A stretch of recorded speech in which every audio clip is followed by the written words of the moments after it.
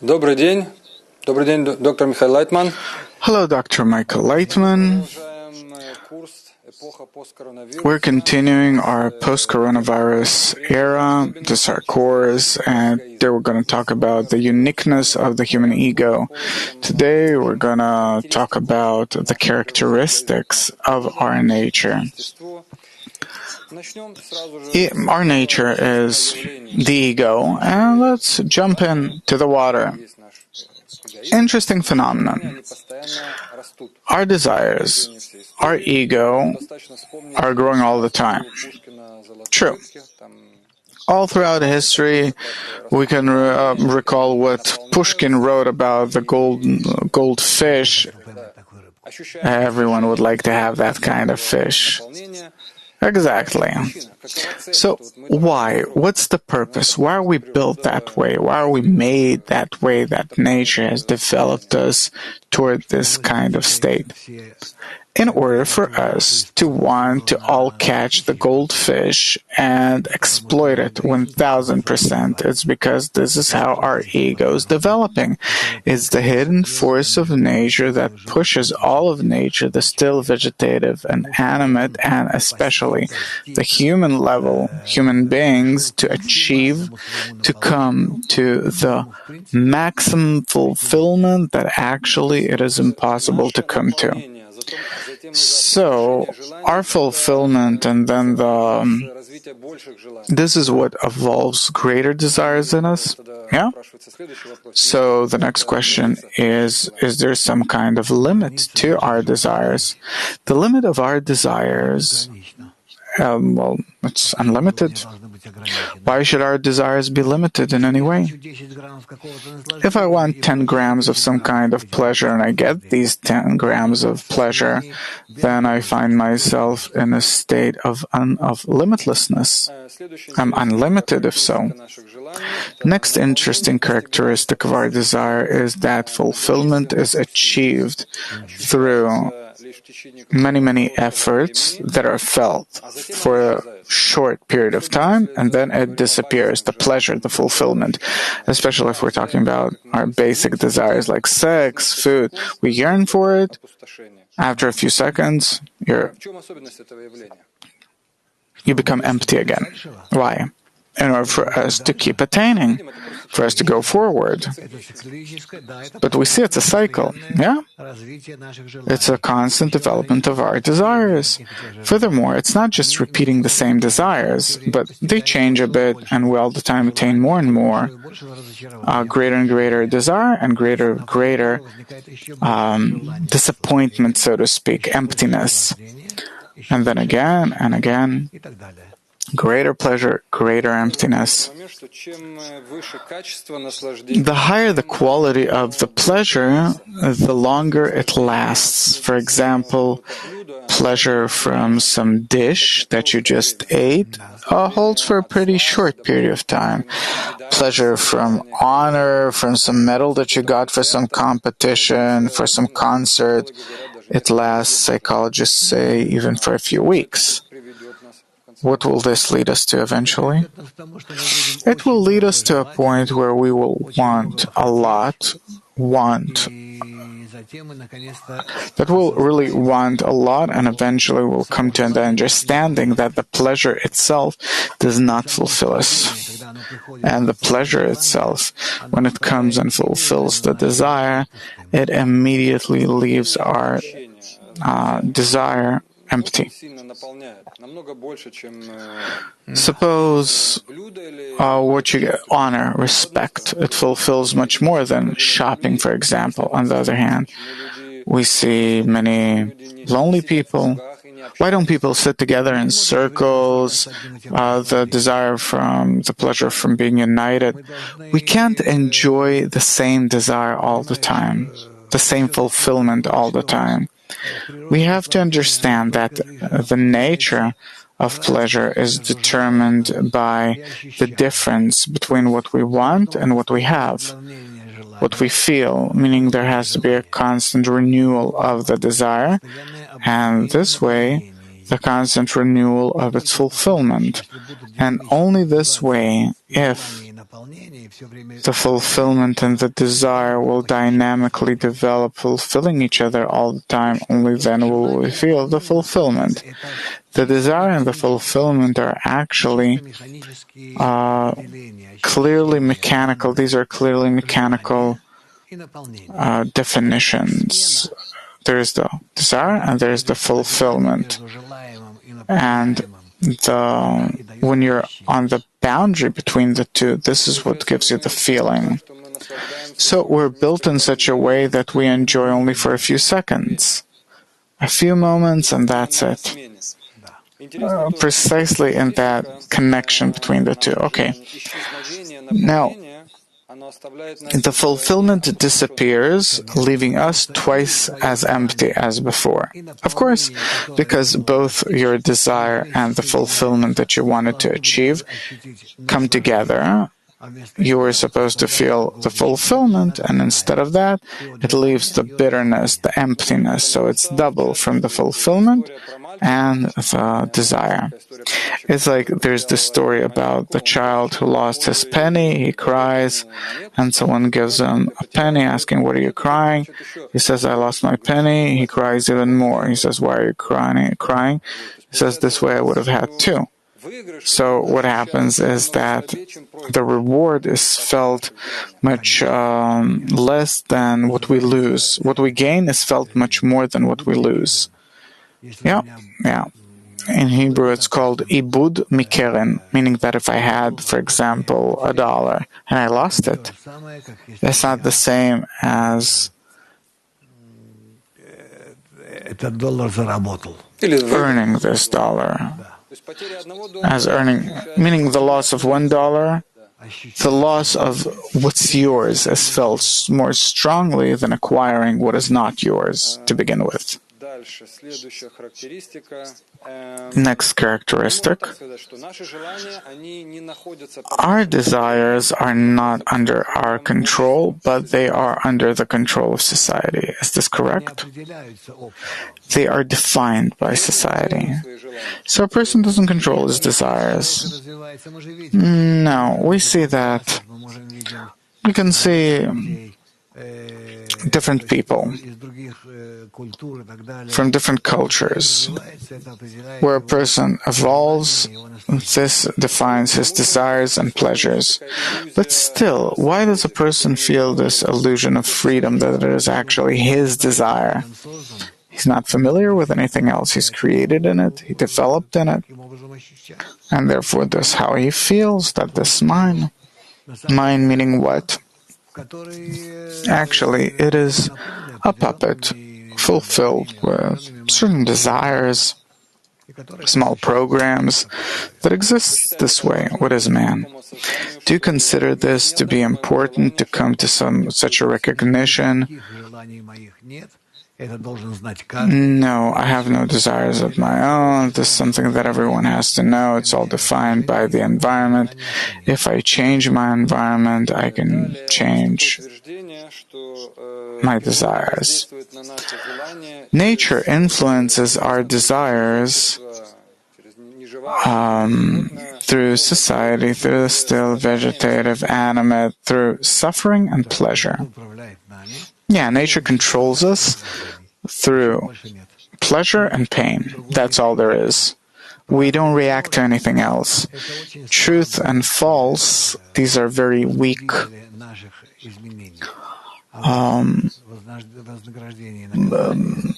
These are things that are very weak in relation to how they awaken us. But pleasure or pain, these are very strong stimulis.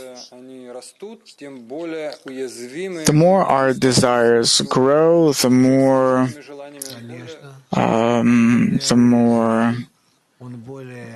corrupted we become. Yeah? Such a person is more corrupt, more sensitive, and you can influence him more. So when we look at our ancestors, their problems were much greater than ours. There were the same viruses and everything, and people died by the millions. I don't know how they felt, but today, a tiny problem like simply sitting at home, a person already sees it as a catastrophe. Yeah? What is this leading us toward? Why is nature making us this way?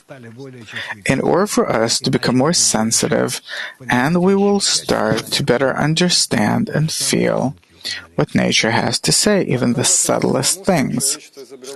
How to relate to the fact that there are methods that annul the desire, then a person really suffers less. This is what all the Eastern teachings are based on, and it really helps. The less you want, the less you suffer. Yeah, but this way you are not evolving yourself to the level of the vegetative. You decrease yourself to the level of the animate or vegetative or even inanimate. The greater that your desires are, the more you suffer. Yeah, that's how it is. Another characteristic of our desires is that a person feels that he deserves to enjoy and that nothing will happen to him. There's this statistics that shows that 93% of those that drive think that they drive far better than the average. Or if you ask people how long are you gonna live, people say 100 and something, to be 100 and something. Even that by statistics it's much less. A person who buys a lotto ticket, he thinks that he's gonna win, even though that the chances are 1 in a million. But to go out and be hit by a car, the chances are much higher, and this is something that we don't think about. What does it say? It says that a person thinks about what he wants to think about. What he doesn't want to think about, he doesn't. He doesn't think about the day of his death. He thinks about how to earn something for tomorrow. It's a protective mechanism. Yeah? So it's good if nature developed this way. Everything is measured good or bad in relation to the result, the final result. What do you end your life with? Okay, let's just remind everyone what the goal is. The purpose of life is to achieve a higher level of our existence, defined as whole, complete, and endless. So in relation to this result, in relation to this, you have to cross the boundary of life and death. So that we're so fragile that this is how we relate to things. How does that advance us toward the goal? Exactly this way, that will come to the scrutiny of what are we living for. Our desires, they're as if neutral. There's this concept that we have to explain called intention, which gives our desires a certain direction. So, from what I understand, our desire is neutral and the intention makes them egoistic. Yes, the intention defines the vector of the desire and the size of the desire. Meaning, there's no such thing as simply a desire. There is, for example, now I want to eat some fruit. I wanna. And everything else, the extent to which I want it, what I have to do for this, what I have to go for, this is already defined by the desire. I wanted to ask, we're approaching the correction itself already, where you said that a person has to correct his egoistic desires. What desires are egoistic and what desires are simply that I fulfill myself without harming anyone? From the point of view of nature, any of our desires that we feel in us as movement toward each other, as connection, as interconnection, these movements are correct, good, and they are to our benefit. And if we feel separated, distanced from one another, opposite to each other, willing to contradict one another, then obviously these desires destroy the world, destroy us, deplete the world, and the result we find ourselves the way we do. So, our basic desires are not considered egoistic. It's the same desires that animals have. Doesn't matter how much sex you have a day, or how many lunches you eat, or family, or whatever. Everything that has to do with family, it's not considered egoism. All of that is not egoism because the nature existing in a person creates a need in him to fulfill these desires if he fulfills them to the measure to which nature forces him to. And if I egoistically use my family, this is already ego. It's not basic desires. Those desires that you have in order to preserve your normal existence, so to speak, coexistence, these aren't called egoistic desire. They're simply natural desires. So, if I fulfill my desire at the expense of others, at the expense of the suffering of others, this is considered ego, and that's bad. Yes, so much so that you want to control others, subordinate them to yourself. So what's wrong with listening to music, going to concerts, traveling every month someplace? Who am I harming? I'm not harming anyone. In relative to society, maybe it doesn't bring harm, but besides society, around you there's also nature. Are you not harming it? Are you not acting against its integrality and interconnectedness? So I have to all the time control myself. No matter what action I do, I have to see, am I harming someone or not? You're a part of nature as a whole, no?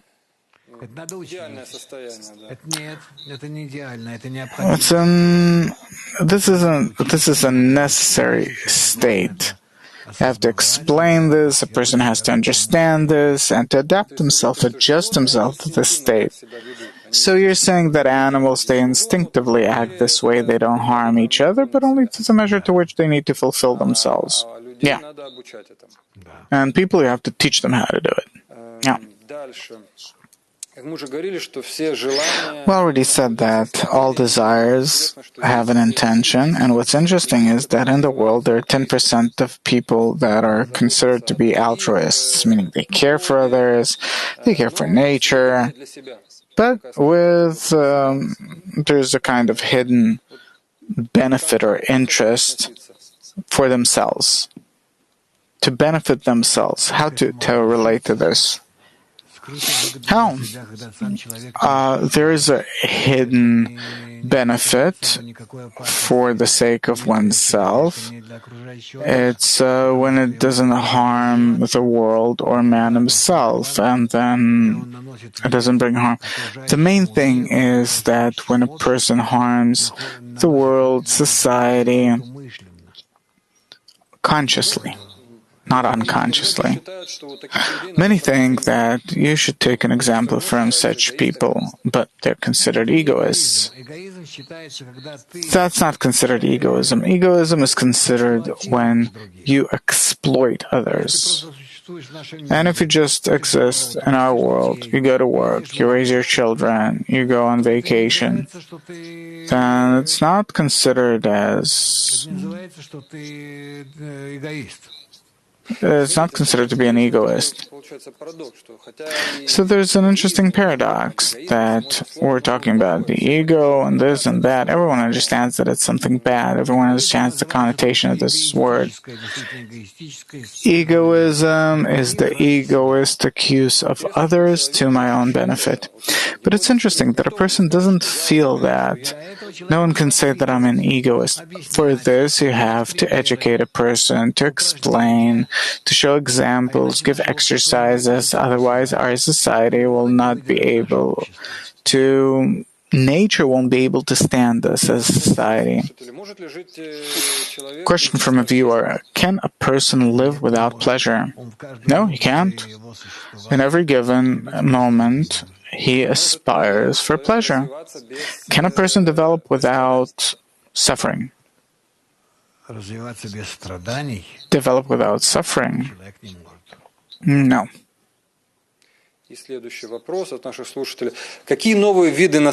What new forms of pleasure will appear after the coronavirus? We see that the old kinds of pleasure, sitting together in restaurants, traveling, all these things most probably will disappear. These things are gradually disappearing, not because we want it or not, but nature is programmed in such a way that all of these pleasures are gradually changing in us. And therefore, those types of pleasure that we got pleasure out of in the 20th century, in the 21st century, are gradually disappearing. What kind of pleasures will come instead of this? We'll live and see. I think that these will be pleasures that come from the correct connection between us. When in the correct relations between us, we will reveal the next level of our existence, where in mind and heart we will feel a higher life. So this will be the greatest pleasure, to sit, interact with one another, and discover deeper levels of our connection. It'll be a psychological kind of pleasure. Let's talk about it in a more simple language. It'll be psychological pleasure as a result of feeling how nature is operating on us, how it interacts with us, how it influences us, and we influence it. So it will be possible to solve all problems only by changing the interactions between people. That's what you say always. Yeah. Will we ever be able to prove it somehow? No need to prove it. We see it from life. Isn't it so today? Were there no problems between people, our world would have been so much better. Yeah, on the one hand, it's so, but on the other hand, to us, human beings, it's unclear that by uniting, we will be able to somehow influence the lower levels. This is something that you have to explain, because we exist in an integral nature, and it's not that complicated to explain it. The cosmos and us and our body and everything, it's all based on the integral interaction between all of its parts. And man, not the way he's physically built, but according to what he aspires for in terms of his attitude towards others. His attitude towards others is what he has to balance, even out. So people unite and suddenly they reveal some kind of interaction, positive attitude of nature towards us, or they separate and they see some kind of cataclysms, or this won't happen so clearly. It won't happen so clearly, but we can accelerate this by explaining these things, because actually there is the ability to do this, and the viruses will help us in this. Last question. In all of our shows, you always talk about us, that we don't have to annul our ego, but we simply have to even it out by some positive force in nature. What is this positive force of nature? It's a spiritual force. In our world, we're on the levels of the still vegetative and animate nature. In our world, man is like an animal. He's on the animate level. If he has some kind of actions that contradict connections, this is something that we can see only if we bring a person to the next level, to the spiritual level of love another as yourself, and then we'll see the complete and correct integral structure of nature, and humanity will see that can exist without any problems, even without death. Yeah, but still, how do we neutralize the ego? That's clear, but how to draw this force so it will balance out our ego. What does it actually mean? It means that in nature there's also a good altruistic force that can bestow, give, think not about itself, or allow someone not to think only about himself but about others. And this balances out our egoistic force that doesn't take the desires of others into consideration. To the contrary, the more we'll talk about all of these things jumping forward. This force is can we draw it by some good actions? Yes, we have to awaken it or draw it by working correctly in an environment with others. Through talking about it, meditating on it, how do you draw it? Through our thoughts and actions. Actions too. Yes. Because our thoughts follow our actions. Okay, we talked about the characteristics of our essence, our ego, our desires. We took a look at it from all aspects. We took a look at this from different aspects. And on our next show, we'll talk about the influence of society over man. We'll approach this more practically. Thank you very much. All the best.